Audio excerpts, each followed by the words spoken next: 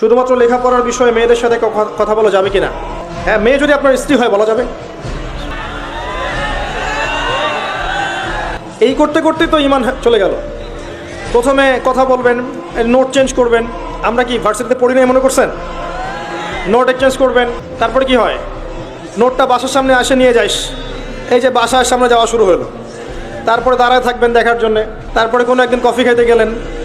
আবার যে group study করেন মাঠের মধ্যে বসে, ছেলে মেয়ে একসাথে। আবার দেখা যায় ছেলে টিচার মেয়েদের ব্যাচ পড়াচ্ছে, আবার দেখা যায় মেয়ে টিচার ছেলেদের ব্যাচ পড়াচ্ছে। আবার আমরা যে ঢাকার ইউনিভার্সিটিগুলো যেগুলো আছে, এখানে দেখবেন ফর্মাল ড্রেসে মহিলা টিচার ক্লাস নিচ্ছে, আর ছাত্ররা ব্ল্যাকবোর্ডের দিকে না তাকায় ওই টিচারের দিকে তাকায়। এই করতে করতেই হলো, তারপরে অ্যাফেয়ার হয়ে গেল। এক পর্যায়ে মনে করছেন পবিত্র প্রেম সম্পর্ক নয়, বিয়ে করবে এক সময়। বিয়ে করতে করতে জেনাও করে ফেললেন, দফায় দফায় জেনা হলো। পরে দেখলেন ব্রেকআপ হয়ে গেছে, ওর জায়গায় আপনি আমার জায়গায়। ওই মেয়ে যখন কারো সংসারে যাবে সেও সুখী না, আর আপনি যখন কাউরে বিয়ে করবেন আপনিও সুখী না। যদি তওবা করে আল্লাহর দিকে ফিরে আসে আলাদা বিষয়, তওবা করে যদি গুনাহ মাফ করে নিয়ে আসে আল্লাহর কাছে আলাদা বিষয়। আদারওয়াইজ এভাবেই যুব সমাজ ধ্বংস হচ্ছে। ছেলে বন্ধু পাতান, মেয়েরা মেয়ে বন্ধু থাকেন। আপনার মেয়েকে আপনি মেয়েদেরকে মেয়েদের স্কুলে পড়ান, মেয়েদের কলেজে পড়ান, আর ছেলেদেরকে ছেলেদের কলেজে দেন, এটা ভালো হবে ইনশাআল্লাহ। মাদ্রাসাতেও সমস্যা আছে এরকম, শুধু স্কুল কলেজে না, কিন্তু অনেক সময় মাদ্রাসায় অঘটন ঘটছে। এইগুলো থেকে সতর্ক থাকেন। মনে রাখবেন, এটা সাদা কাপড়ে দাগ বেশি বোঝা যায়, একটা কাপড় কালো দাগ বোঝা যায় না খুব একটা। সাদা কাপড় আমাদের এখানে দাগ বেশি বোঝা যায়। কলেজ পড়ুয়া ছাত্রছাত্রীরা কীভাবে তাদের চরিত্র রক্ষা করবে? খুব ডিফিকাল্ট প্রশ্ন আসলে, এটা খুব ডিফিকাল্ট। আমার নসিহত, কয়েকটা নসিহত হচ্ছে, নামাজ ছাড়িয়েন না 5 ওয়াক্ত। 1 নম্বর, নামাজ ছাড়েন না 5 ওয়াক্ত। যারা দুনিয়াদার বন্ধু বান্ধব এদের সাথে মিশেন না, কম মিশার দরকার নাই। প্রয়োজন হলে কথা বলেন, আদারওয়াইজ কথা বলার দরকার নাই। আপনাদের ফ্রেন্ড সার্কেলের মধ্যে যারা একটু ইমানদার, নামাজ কালাম পড়ে, এদের সাথে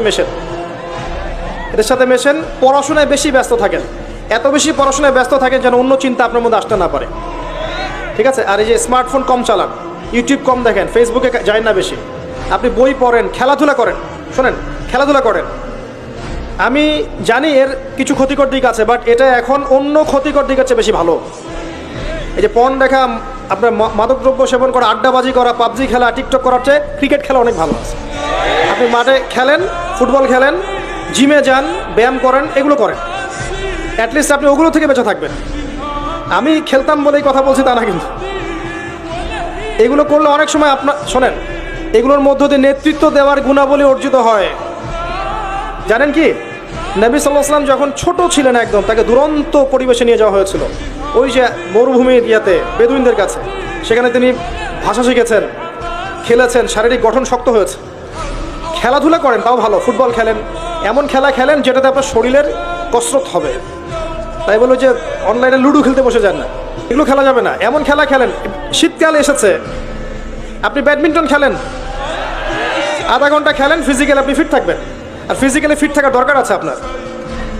শোনেন, যারা খেলাধুলা নিয়মিত করে আধা ঘন্টা 1 ঘন্টা করে, এবং এই খেলাধুলার সময় আপনার যেন নামাজ ছুটে না যায়, কাপড় যেন সতর নষ্ট না হয়, খেলতে খেলতে জিকির করা যায় না, সুবহানাল্লাহ আলহামদুলিল্লাহ বলা যায় না, যাবে, জিকির করতে পারবেন আপনি। শারীরিক পরিশ্রম করেন, দেখবেন আপনার শারীরিক কসরতের কারণে আপনার ঘুমটা ক্লিয়ার হবে, এবং আপনার ক্ষুধা বাড়বে, খাবার রুচি বাড়বে।